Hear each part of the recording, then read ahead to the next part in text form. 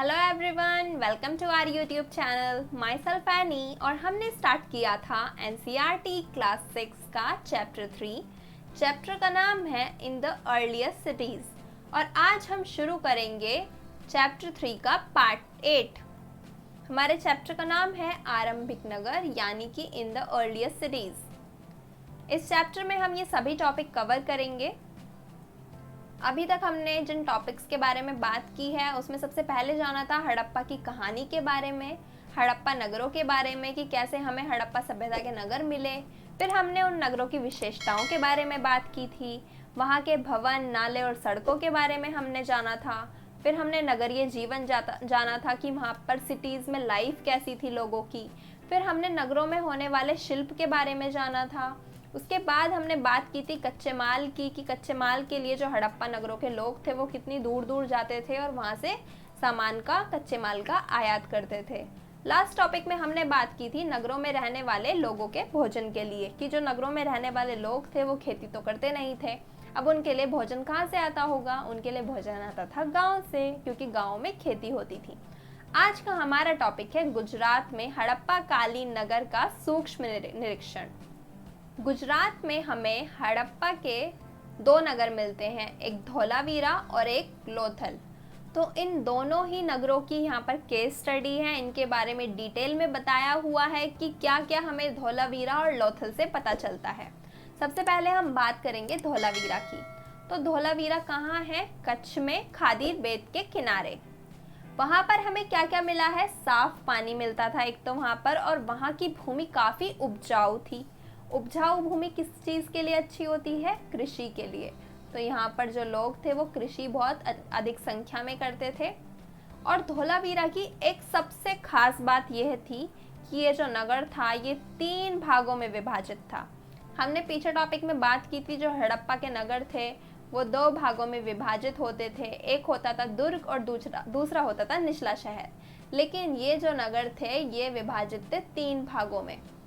जो धोलावीरा था वो 3 भागों में विभाजित था और तीनों ही भागों को अलग करने के लिए बड़ी ऊंची ऊंची दीवारें बनाई गई थी ताकि इस नगर के तीनों भागों को अलग किया जा सके। तो इस तरह से ये धोलावीरा की बहुत अच्छी विशेषता थी, बहुत अलग यूनिक इसका फीचर था कि ये जो शहर था, ये जो नगर था, ये 3 भागों में विभाजित था और चारों तरफ से पत्थर की ऊंची दीवारें बनाई गई थी और अंदर जाने के लिए बड़े प्रवेश द्वार थे। जैसे कि अगर आपको ये इस दीवार से इस भाग से इस भाग में जाना है तो यहाँ पर बड़े बड़े प्रवेश द्वार होते थे। ये एक दीवार है तो ये मेन गेट होते थे। अगर आपको एक पार्ट से दूसरे पार्ट में जाना है तो ये प्रवेश द्वार से आपको जाना होगा, वहाँ पर पूरी चेकिंग होती थी जिसके बाद आप जाते थे। नगर में हमें धोलावीरा से क्या मिला है? एक खुला मैदान भी मिला है। धोलावीरा के नगर में एक खुला मैदान मिला है जहां से हमें क्या पता चलता है कि यहाँ पर सार्वजनिक कार्यक्रम होते होंगे। जैसे कि हो सकता है कोई त्योहार मनाया जाता हो, सारे नगर के लोग इकट्ठे होकर यहाँ पर कोई त्योहार, कोई इम्पोर्टेंट फेस्टिवल या फिर कोई और चीज़ सेलिब्रेट करते होंगे। और हमें यहाँ से क्या मिला है? हमें मिले हैं पत्थर जिन पर बहुत बड़े बड़े अक्षर खोदे गए हैं और फिर इस पत्थर को लकड़ी में जड़ा गया है।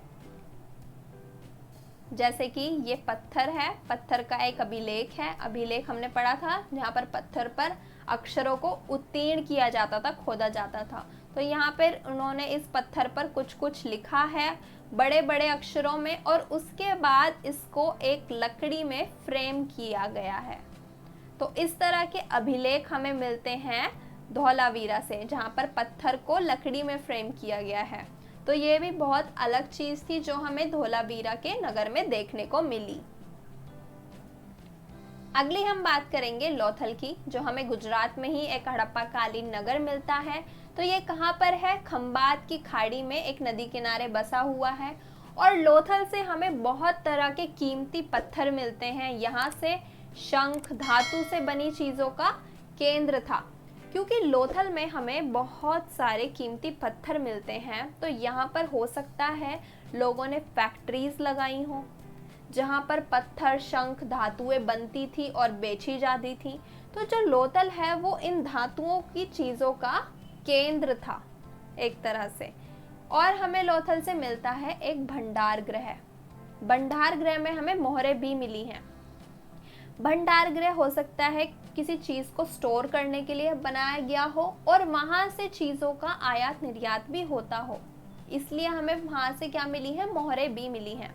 जैसे कि समझने के लिए एक भंडार गृह है लोथल में और वहां पर गेहूं है, गेहूं रखा गया है बहुत अधिक संख्या में स्टोर करके, और हो सकता है वहां से गेहूं का निर्यात होता हो, वहां से गेहूं किसी और देश में जाता हो तो उसको पैक करके वहां पर मोहरें लगा के उसको भेजा जाता होगा। इसीलिए हमें उस भंडार गृह से क्या मिली है, लोथल में मोहरें भी मिली हैं। और हमें लोथल से मिलता है बंदरगाह। लोथल में हमें एक बंदरगाह के साक्ष्य मिले हैं। ये आप पिक्चर में देख रहे हो, ये एक तालाब जैसा है। तो क्या होता था, यहाँ पर आकर सभी जो दूर देशों से वो लेकर आते थे सामान, कच्चा माल आयात निर्यात होता था। यहाँ पर आकर सभी नाव रुकती होंगी और यहीं से माल उतारा जाता होगा और यहीं से माल रखा जाता होगा, ऐसा इतिहासकार मानते हैं। और हमें लोथल से क्या मिलती है, एक इमारत भी मिली है। इमारत किस चीज़ की है, यहाँ पर मन के बनाने का काम होता होगा। जैसे कि मैंने अभी बताया था कि लोथल में बहुत तरह के कीमती पत्थर मिलते थे और ये जो था पत्थर, शंख और धातुओं का केंद्र था। हो सकता है यहाँ पर बहुत बड़ी बड़ी फैक्ट्रीज हों, बहुत बड़ी बड़ी इंडस्ट्रीज हों ये पत्थर, धातु, शंख बनाने की। तो हमें क्या मिलता है, यहाँ से मनकों के टुकड़े मिलते हैं, पत्थर के टुकड़े मिलते हैं, जिससे हमें पता चलता है हाँ यहाँ पर एक इमारत है जिसमें ऐसा काम होता होगा, ये चीज़ें बनाई जाती होंगी। हमारी बुक में एक बॉक्स में ये टॉपिक दिया हुआ है जिसे हम इसी वीडियो के अंदर डिस्कस करेंगे, मुद्रा मोहर, मुद्रांकन या मोहरबंदी। इसको हम थोड़ा अच्छे से समझेंगे। हमने जाना था कि हड़प्पा में आयात निर्यात होता था, चीज़ों का आयात निर्यात होता था और मोहरों का प्रयोग भी होता था। आयात निर्यात के लिए क्या होता था कि चीज़ें पैक की जाती थी एक जगह से दूसरी जगह पर भेजने के लिए। जैसे कि मैंने इसको पैक किया है इस तरह से। अब इसको बांधने के बाद इस पर जहाँ से सामान जा रहा है उसकी भी कोई निशानी होनी चाहिए। जैसे कि इंडिया से सामान जा रहा है ओमान में, तो इंडिया की कोई निशानी होनी चाहिए या फिर लोथल की कोई निशानी होनी चाहिए। तो मोहरें लगाई जाती थी। मोहरें कैसे लगाते थे, वो मोहरों का उनके पास डिज़ाइन होता था। जैसे हमने पीछे मोहरें देखी थी कि उस पर जानवरों का चित्र था और कुछ कुछ लिखा हुआ था, इस टाइप की मोहरें थी। यहाँ पर कुछ कुछ लिखा हुआ था और यहाँ पर एक जानवर बना हुआ था। तो ये उन्होंने मोहरें बना ली।